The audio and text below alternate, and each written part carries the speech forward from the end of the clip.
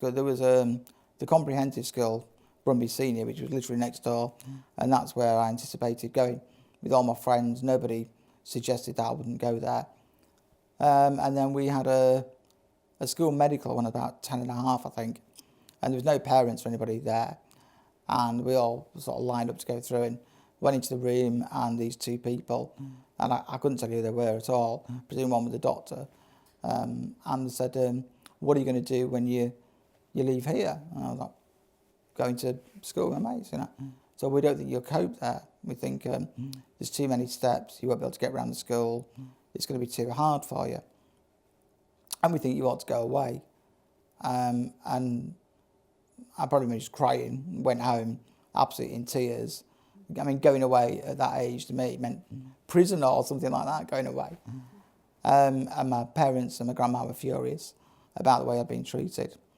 But at the bottom line, when we looked at it, the senior school said I could go because it was on like 3 floors. I couldn't do English or maths. They weren't willing to move the classrooms at that time. So it seemed like I had no choice, really.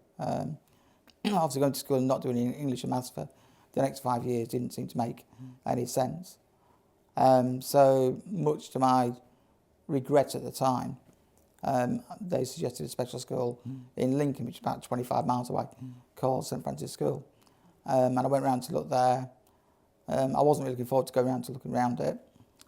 It seemed okay. I mean, it's very hard to make a decision at 10 and a half to know whether you're going to like it or not. It meant being away from my family for Monday to Friday and away from local friends as well. But that was the decision. Looking back, I realised how appallingly bad that was.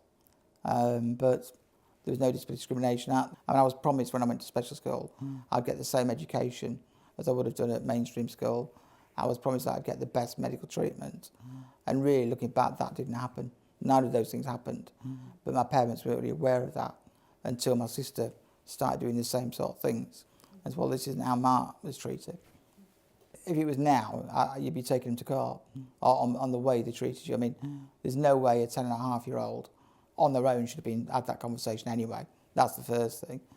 And certainly without at least speaking to my parents first and doing that. So I think that was appalling. Again, knowing what we know now, how hard would it have been to move the classroom to have English and maths on the ground floor and something else up on the top floor. I mean, I don't feel angry about it now because it's too late to feel angry about it, but I do want to make sure that other disabled people don't go through the same thing. And I know it can still happen.